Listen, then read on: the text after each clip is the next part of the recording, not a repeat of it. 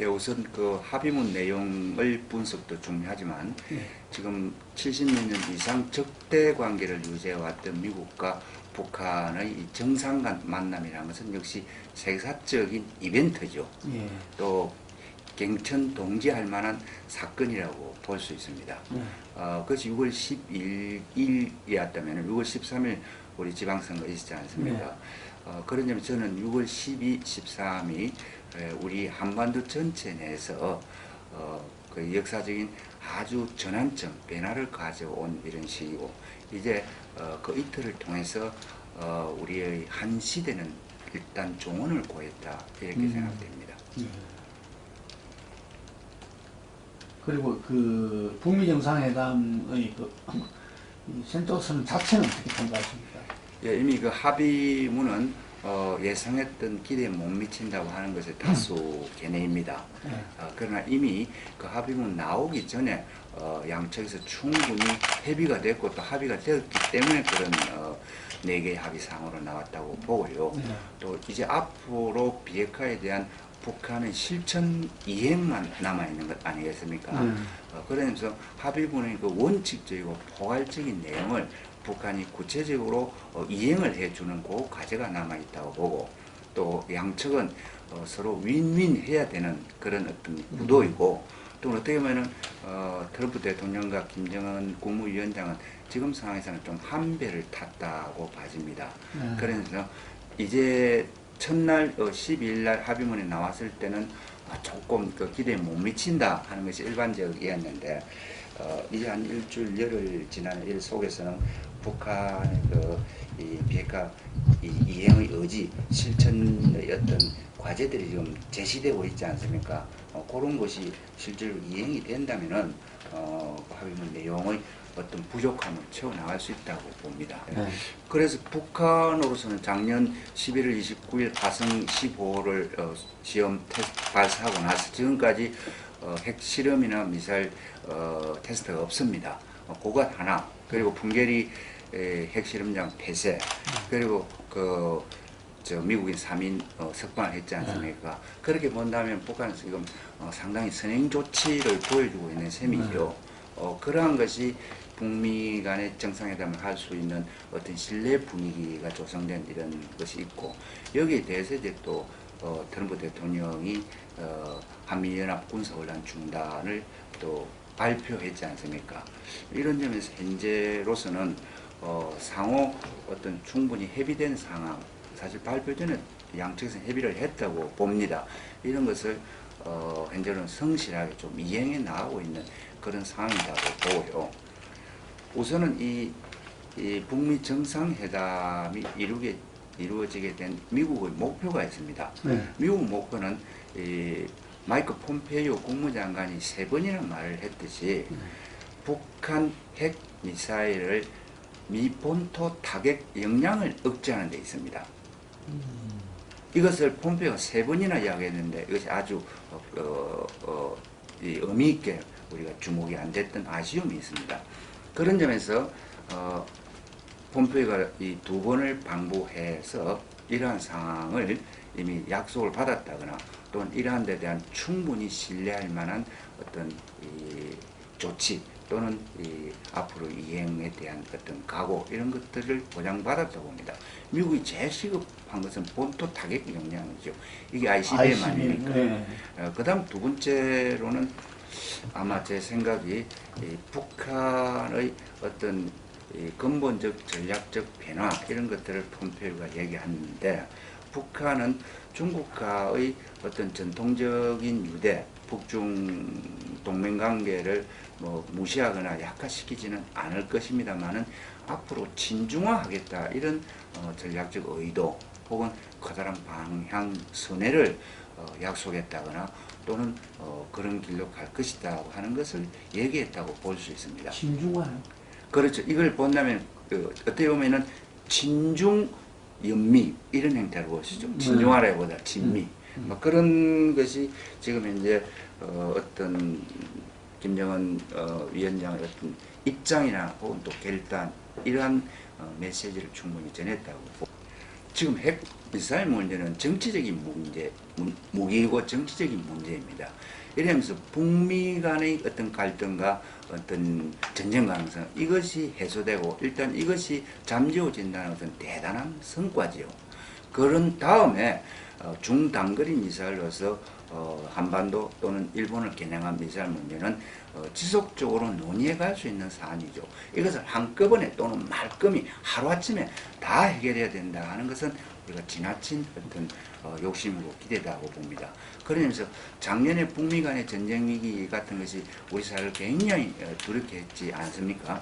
그러면서 북미 간에 있어서의 이러한 전쟁 혹은 긴장이 해소되면서 북미 간 상호 타협과 신뢰 분위기로 전환된다는 것은 굉장히 중요하고 이것이 우선 되어야 그 다음 계속 이러한 신뢰 분위기, 평화체제 구축 속에서 한반도 문제와 일본 문제가 해결될 수 있다고. 그러니까 폼페이오가 말하는 완전한 비핵화가 하루아침에 이루어질 것이라고 하는 것은 환상이다, 일루전이다 이런 걸 매찰하게 했어요. 그럼 하루아침에는 아니고 이 2년 반이라는 설정을 내는 것은 폼페이오는 2단계죠. 지금 11월 6일 날 중간선거에 있어서 주목할 만한 조치를 해줘야 된다라는 것이고 그 다음 두 번째 단계는 2년 그 이후에는 2년 남아있지 않습니까? 재선 목표를 하는 그런 이 과정 속에서 이제 좀 결정적으로 북핵 문제는 해결됐다 하는 조치가 나와야 되겠죠. 아마 그럴 경우에는 이번에 이 철상군 동창리의 그 ICBM 그 시험발사대를 해체하겠다고 하는 것이 지금 얘기되고 있고 북한 쪽에서 언급이 나오고 있지 않습니까? 다만 날짜만 안 정해졌어요. 이런 것이 한 7월 정도에서 나올 수 있을 거라고 볼 수 있죠. 그 다음 지금 그 미군 유해 209 문제가 지금 깊이 협의되고 있다 이리 봐야겠죠. 이 두 개만 하더라도 미국 사회에서 상당한 북한의 어떤 비핵화 의지로서 좀 봐줄 수 있어요. 미군 유해 문제는 북미 간의 신뢰 문제, 적대 국가에서 이런 신뢰 구조로 전환된다. 라면 상당한 분위기 조성이 좋을 거고, 그 다음에 이제 ICM 문제를 조금 좀 구체적으로 풀어주는 관계 아닙니까? ICBM 문제는 철산군 동창리 문제도 있지만 서해에 있어서 잠수함 발사 기지도 있습니다. 그런 것도 또 다음 단계에 또 할 것으로 기대됩니다. 뭐 그런 것이 이번 11월 6일 선거에 북한이 부응해주고 또 트럼프에게 우호적인 대응을 해줄 것으로 예상되지요. 그 다음 한 2년 후에는 방금 ICBM에 대한 더 깊은 단계가 있고 또는 핵물질 또는 핵탄두 이런 것 이것이 중요한 어떤 비핵화 조치로서 적절하게 타협된 시간에 해체를 하거나 또는 밖으로 반출이나 이런 것들이 나올 수가 있죠. 그런 점에서 이 중간선거 이후에 남은 2년 동안은 보다 더 구체적이고 보다 더 비핵화의 어떤 완전 단계에 가는 그런 조치를 기대할 수는 있겠습니다. 그러니까 우선 북한이 가장 중요한 것은 경제제재 해제 아니겠습니까? 이런 것은 미국도 단계적으로 대응할 것이라고 봅니다. 그러니까 북한도 ICBM 해체를 해줄 경우에는 미국으로서는 실질적인 제재 해제 조치를 미국이 어떤 이해를 한다거나 이것이 한국과 중국의 역할 아니겠습니까? 그 다음에 미국에서 제재 해체가 크게 봐서 두 종류입니다. 국제사회 제재가 있고 미국이 주도한 유엔 제재 또 미 국내법 제재가 있죠. 이런 것들을 미국이 단계적으로 조응해서 해제할 것이라고 봅니다. 우선 당장 중요한 것은 중국 입장에서 볼 때 이제는 실질적인 비핵화 단계에 들어갔기 때문에 유엔 제재의 어떤 유보조항을 적용할 수 있다고 하면서 북중 관계가 지금 바짝 지금 좋아지고 있는 이런 상황 아닙니까? 또는 한국이 대북 관계에서도 우리가 좀 기대치가 있고 좀 새로운 출구가 열리지 않겠느냐 이런 것이 가능하죠. 이걸 지금 북한은 기대하고 있는 것으로 봅니다. 저도 그렇게 생각합니다. 중국의 역할이 지금 이 평화 프로세스로 가는데 혹시 걸림돌이 되지 않겠느냐 그런 생각도 듭니다. 거기다가 세 번째 지금 이 방중을 한 상황인데요. 이런 점에서 중국은 이 북미 관계가 빠른 속도로 개선된다거나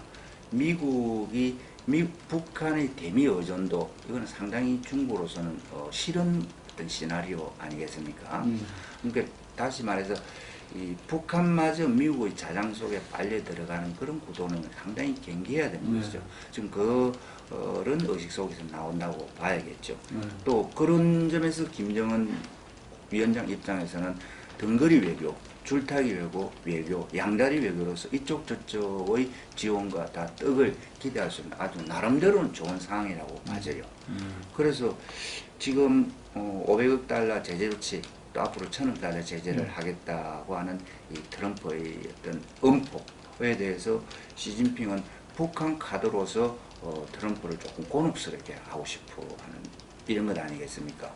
6월 12일 날 싱가포르에서 북미 관계가 상당히 중국의 어떤 존재 혹은 중국의 영향이 없이 북미 관계가 가는 것은 중국으로서는 상당히 허용하기 힘든 이런 상황이고 북한을 다시 끌어당김으로해서 뒤에서 끌어당김으로써 미국은 또 양보도 기대하고 뭐 그런 상호 어떤 게임이라고 봐져요. 이번에 싱가포르에서 종전선언 3자 종전선언을 우리가 기대했죠. 네. 또 어느 점에서 우리 정부가 마음으로 준비한 점도 있지 않습니까? 그런데 이 3자 종전선언은 북한으로서도 바라는 이런 구도라고 봐집니다. 바란다고. 예, 그렇죠. 북한도 중국의 영향력, 중국이 이 남북미 3자 관계에 들어오는 것을 북한으로도 탐탁찮게 생각할 겁니다. 북한은 중국과의 관계가 불가피하지만도 중국의 어떤 간섭 혹은 영향력 행사 이 구도를 경계하는 거 아닙니까? 그건 할아버지 김정일 때도 마찬가지였으니까요. 그런 점에서 이 3자는 3자 종전선언을 바라는데 이번에 중국이 강력하게 북한 측에 요청했고 3자 행태를 거부한 것으로 좀 알려졌습니다. 그런 점에서 북한도 난처했기 때문에 이 싱가포르에서 3자 종전선언을 좀 밀어붙이지 못한 그런 상황이라고 봅니다. 중국의 반대가 강력했습니다. 주한미군 문제는 북한이 적극적으로 철수를 요청하지 않습니다. 또 해야 할 필요가 없고 주한미군은 이제 사실은 동아시아에서 대중 견제 역할이라고 봐야 되지 않습니까? 그러면서 주한미군 문제에 대해서는 중국 측이 북한에게 계속 이 문제를 요청하고 있는 구조다고 볼 수 있습니다. 이런 구조에서 본다면 미국의 어떤 그 국가 안보의 대다수 또 주로 흐름은 이 주한미군의 유지를 적극적으로 찬성하고 여기에 대한 의상 변화는 곤란하다는 게 다수 입장입니다. 그런데 트럼프 대통령만이 좀 특이해요. 트럼프 대통령은 2016년 그 캠페인 과정에서도 주한미군 철수를 언급한 적이 있습니다. 그렇죠. 그런 것은 트럼프 대통령 개인의 생각인데 이분이 독특한 어떤 재정 문제, 돈 문제로 국가안보 문제를 바라보는 측면도 있지 않습니까? 이것이 그 주변에 예를 들어 CIA라든지 국방부라든지 또는 여러 가지 안보 보좌관이라든지 또 주로 정치가 이런 걔네들에게 오히려 주한미군 문제는 트럼프 대통령이 지금 설득받고 있다 이렇게 봐져요. 과거 카트도 그런 행태가 있었지 않습니까? 그런 면에서 트럼프 개인 대통령의 의지보다는 현재 미국 전체의 국방 안보의 대다수가 주한미군의 어떤 그 유지에 대해서 상당히 전략적 가치를 높이 평가하고 있으니까 큰 위상 변화는 짧은 시간에 좀 있기는 쉽지 않다 이렇게 봅니다. 그러나 우리로서는 이 주한미군 문제, 한미동맹 문제를 절대화하는 이런 시각은 바람직하지 않습니다. 세상은 변하는 것이고 이미 동아시아에 있어서 국제관계의 질서가 변하고 있어요. 이게 그런 변화는 속에서 이 주한미군 한미동맹 문제도 변화될 가능성이 있습니다. 이거를 우리가 절대화하고 또 이것을 맹목적으로 어떤 거의 신격화할 정도로 진화화시킨다고 하는 것도 곤란하고 또는 주한미군이 철수해야 된다고 하는 이러한 어떤 좀 나이브하고 또는 약간 지나치게 자주의식을 당장 이야기하는 것도 조금 비현실적이고 그러면서 양쪽의 균형이 좀 필요하다고 봅니다. 그렇습니다. 그러니까 지금 이 한반도발 국제 정세의 지각 변동이 일어나고 있어요. 네. 또 이 동아시아가 사실 세계사의 모든 지금 에너지가 집중된 곳 아닙니까? 네. 그런 점에서 저는 이 북핵 문제가 해결됨으로 해서 북한의 국제적인 위상이라든지 국제적 역할이 새롭게 됩니다. 그리고 북한 문제가 해결되고 한반도의 평화가 정착됨으로 해서 이 진영 간 대결 구도, 즉 그 해양 세력 또는 그 대륙 세력이라고 하는 진영 간 대결 구도도 해소될 이런 상황입니다. 그렇게 본다면은 이 핵 문제 해결과 한반도 평화 자체가 동아시아에서 국제 정세의 성격을 완전히 변화시키는 것이죠. 그래서 저는 크게 봐서 지금까지 이 진영 간 대결 구도 형태에서 군사 안보 패러다임 중심으로 동아시아가 구축되어 왔다면은 이 군사 안보 패러다임에서 점차적으로 정치 경제 패러다임으로 전환될 겁니다. 이거는 세계사적인 아주 변화 과정이라고 봐집니다. 그리고 지금은 우리가 1953년 정전 이런 체제 아닙니까? 그래서 1953년 체제가 지금 종언을 구하고 있는 이런 상황이에요. 그런 점에서 70년 가까이 해왔던 이러한 국제정세의 역학 구도가 지금 해체되고 새로운 방향으로 날아가고 있습니다. 이것이 상당히 전쟁 담론보다는 평화 담론으로 자리 잡게 되는데 당분간은 이것이 우리가 경험을 덜 해봤던 점에서 조금 혼돈스럽고 어떻게 각국이 스테이터스를 확보해야 되느냐 하는 점에서 조금 복잡해진 셈법이다 이렇게 볼 수 있습니다. 지금 이 한반도 구조 해체는 사실 1990년에 냉전체제 해체되지 않습니까? 90년 10월 3일 동서독 통일을 했고 또는 사회주의 체제가 완전히 해체되는 이런 상황입니다. 그렇게 본다면 1990년에 유럽에서 세계적인 냉전체제는 해체됐단 말입니다. 이것이 한반도를 둘러싼 동아시아는 지속해왔어요. 그런 점에서 28년 동안 지체된 냉전구조가 완전히 해체되는 것이다. 이렇게 볼 수 있죠. 그런 조건 속에서 사실 국내 제정치 세력은 이미 1990년에 새로운 정치 세력으로 한글 탈퇴했어야 돼요. 우리 지금 기득권 수구 세력이 사실 그 반공반복이었고 또 안보 기득권 안보 수구였지 않습니까? 사실 이러한 세력은 1990년에 해체됐어야 되는데 이것이 28년 동안 지체되어 오면서 국내 정치의 미래라든지 새로운 반짝이 이것이 못 나타났던 상황이죠. 그런 점에서 이번 6월 13일의 어떤 국민의 선택은 그런 그 기득권 또는 그 안보 세력 혹은 적폐 부패 세력에 대한 응징 또는 분노, 해모 이것의 어떤 그 표출이라고 봐집니다. 그래서 미래로 가는 대안을 선택한 것보다는 과거 세력에 대한 응징, 분노, 해모가 이것도 엄청난 상황 아니겠습니까? 이것이 상당히 늦게 표출됐다. 이게 사실 1990년에 끝났어야 될 문제고 그런 점에서 새로운 세계사에 부응하는 국내 정치 질서가 재편이 됐어야 되는데 이제 늦게 한쪽이 완전히 괴멸됐다고 보고 또는 어떻게 보면은 늦게 온 구도 변화였다고 봐져요. 그런 점에서 국내 정치에서 진보좌파다 보수우파다고 하는 50년 동안의 경쟁 구도는 이제 완전히 끝난 겁니다. 한쪽이 완전히 탈각되고 역사 무대 속에서 완전히 퇴장당해버렸어요. 그런 속에서 현재로는 어떤 진보좌파의 독점체제, 독점구도 상황이라고 봐집니다.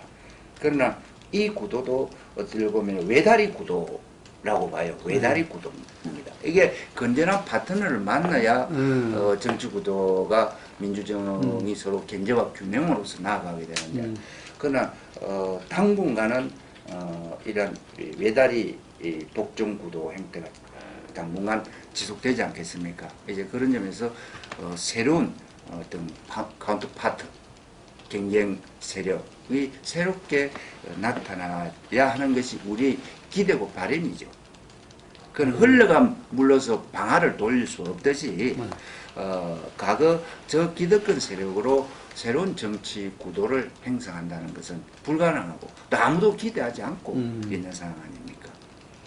양측이 협상을 하게 된 것은 양측 다 상당한 딜레마, 절박한 상황에 있었다고 봐야 됩니다. 네. 그러면서 북한의 ICBM과 핵 능력이 상당한 수준에 와서 미 본토 타격 영향이 있기 때문에 대통령과 미 전략국이 굉장한 우려를 한 거 아닙니까? 또 미국 3억 5천의 시민들이 북한을 최대 위협으로 생각하고 있었어요. 그런 점에서는 미국으로서는 이 북한 핵 문제 해결이 탑 아젠다일 수밖에 없습니다. 그런 상황이었고 또 북한은 북한대로 굉장한 딜레마입니다. 어떻게 보면 핵 폐기를 위한 핵 개발이었다고도 볼 수 있는데 핵에 쌀이 나오는 건 아니다 말입니다. 그렇게 본다면은 2016년도에 북한이 경제 성장이 3.9%를 했습니다. 2017년도는 마이너스라고 하거든요. 또 중국과의 대중 무역이 90%입니다. 대중 의존도가 90%란 말이죠.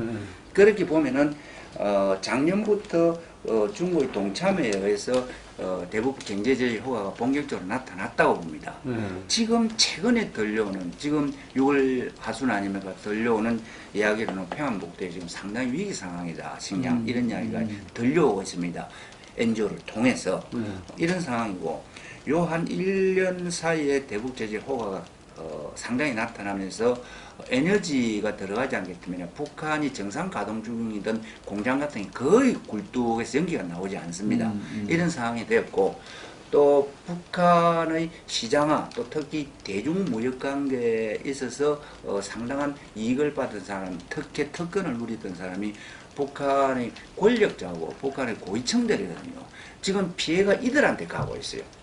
예를 들어 인민이 피해를 입는다면 인민은 두 끼 먹는 걸 한 끼 먹을 수도 있고 또는 소수는 그야말로 아사 상태에 갈 수가 있어요.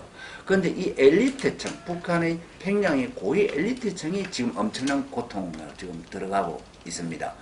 그런 상황이 이러한 위기 상황을 김정은이가 아는 거죠. 느끼는 것이죠. 그런 점에서 김정은도 이 북한 대미 어떤 교섭, 이 우선 제재 해제가 제일 차적 목표죠. 제재 해제가 되어야 이 레짐 시큐리티가 가능한 거 아닙니까? 그런 점에서 이 절박했다고 봐져요. 이 절박한 이런 상황에서 이 북미 정상회담을 이끈 이런 사람이 이 뉴욕타임즈에 어제 아래 지금 나왔네요.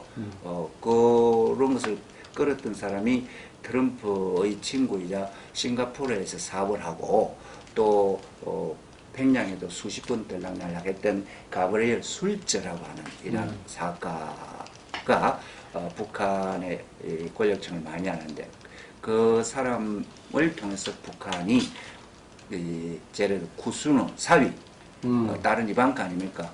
사위를 좀 만나게 해달라는 요청을 했고 이러한 요청에서 쿠스노가 폼페오에게 이걸 선을 넘겼고 이런 점에서 이 정상회담이 이루어지게 됐던 이 내막을 뉴욕타임즈 6월 17일 기사에 아주 상세하게 놨습니다. 또 이 트럼프가 2017년 봄부터 이 북핵 문제에 대해서 특별하게 해결책을 강구하라고 CIA에 명령을 내려가지고 CIA에서 코리아 미션 센터 KMC를 만들었네요. 그것은 CIA 앤드루 킴이 그렇죠. 앤드루 킴이 부국장이고 실질적인 일을 다 하고 있네요. 그러니까 CIA에 이 미션 센터가 10개나 됩니다. 유럽 미션 센터, 북아프리카 미션 센터, 중동 미션 센터 이런데 북한의 핵미사일만을 이 목표로 해서 코리아 미션 센터를 만드는 것은 특이하고 트럼프의 굉장한 의지다고 봐지죠. 그런 점에서 트럼프가 나는 북핵 문제를 평생 생각해서 이렇게 말했지 않습니까? 이 말은 조금 이제 그 레토릭이지만도 실제 이 북핵 문제를 굉장히 해결하기 생각하고 있었다고 봐집니다. 그래서 5월달에 KMC가 본격적으로 구성이 됐고 떴네요. 그런 속에서 북한 측으로부터 이 미국 KMC에 만나자는 연락이 먼저 왔어요. 북한 측에. 그러니까 CIA의 KMC에서도 실질적으로 북한과 쭉 이런 그 선을 혹은 채널을 가지고 있었다고 봐집니다. 이것이 미국 언론에 지금 보도가 됐단 말입니다. 또 그런 속에서 우리 정부 문재인 대통령 정부의 평창 올림픽 기간의 어떤 역할은 상당한 시너지를 발휘했다 이렇게 봐집니다. 이게 트럼프의 충동적이고 자기 가시적 뭐 이런 것은 결코 아니다. 그렇죠. 트럼프가 상당하게 생각한 시간이 많았고, 트럼프가 1999년에 대선 후보로 한번 나왔던 적이 있습니다. 그때 북한 핵 문제 해결에 대한 자신감을 상당히 보였어요. 그때 나는 협상으로 만나서 해결할 수 있다. 이런 말들을 수차 했습니다. 이미. 그리고 2016년에 이 캠페인 과정에서 트럼프 북핵 문제에 대한 상당한 자신감을 보였습니다. 그리고 17년 대통령 되고 나서 KMC를 구성을 CIA에 명령을 하면서 아주 깊이 있게 그리고 본격적으로 다루고 있었다고 봅니다. 그리고 폼페이오의 이야기는 CIA 국장 때 일주일에 서너 번을 대통령을 만났는데 서너 번 만날 때마다 이 북핵 문제를 집요하게 대통령이 묻더라라는 것입니다. 그렇게 볼 때는 트럼프가 충동적이고 또 준비 없이 한 발언이라고 볼 수는 없어요. 상당히 많이 오래 전부터 생각했고 또는 대통령직에 앉았을 때부터 이 문제를 굉장히 많이 생각하고 있다. 이런 것이 지금 나타나고 있습니다. 역사적인 시대 정신에 부합한다고 봅니다. 그리고 이 한반도를 중심으로 한 이 세계사적인 군사 전략 구도에 아주 좋은 방향을 잡았다고 봅니다. 그런 속에서 마침 우리에게도 좋은 기회가 왔지 않습니까? 트럼프 대통령이 이러한 문제를 해결하고 싶어 했고 또 평창 올림픽이라고 하는 것이 북한이 참여함으로 해서 일단 평화 분위기로 전환이 된 겁니다. 북한이 참여한다는 결정이 나기 전까지는 유럽에서 많이 주저를 했지 않습니까? 또 그러한 이 평창 올림픽을 평화 올림픽으로 전환시킨 이러한 의지, 노력 이런 건 매우 중요합니다. 그런 점에서 이 한반도에서 남북 문제를 우선 푸른다고 하는 것이 저는 가장 먼저 돼야 할 지렛대라고 봐져요. 그래서 선남북 문제에 대한 상호 신뢰를 기반으로 우리 한미동맹 체제를 더욱더 강화 혹은 외연시켜서 동아시아 지금 패턴을 좀 바꾸고자 하는 것이죠. 이런 점에서 나는 우리 정부 특히 문재인 대통령의 어떤 판단, 의지 이런 것들이 딱 이 시대에 부합한다고 봅니다.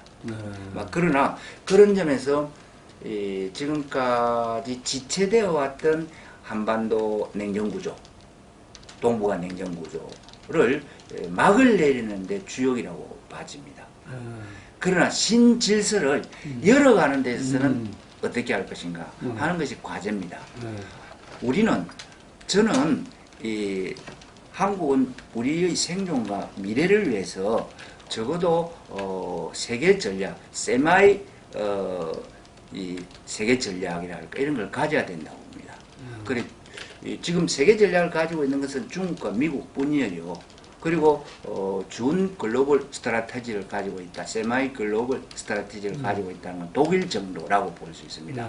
그런데 우리는 이러한 미국과 중국이라고 하는 거대 패권 국가의 관계 속에 있기 때문에 이제 우리가 좀 더 능동적이고 좀 더 창의적으로 가기 위해서는 우리 나름대로의 세계 전략을 구축하지 않으면 안 됩니다.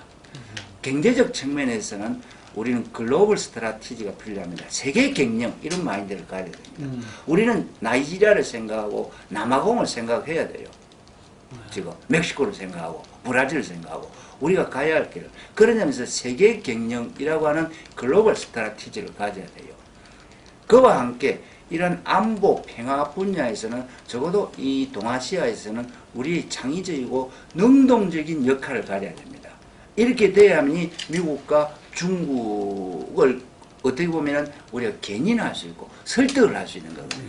그런 점에서 저는 이 동아시아에서 세마이 글로벌 스트라티지를 구축해야 된다. 여기에서 새로운 비전, 미래로 가는 우리의 전략, 이러한 것이 지금 구축돼야 된다는 겁니다. 이건 남북관계를 넘어서는 정도의 시각을 가져야 되고 시야를 가져야 됩니다.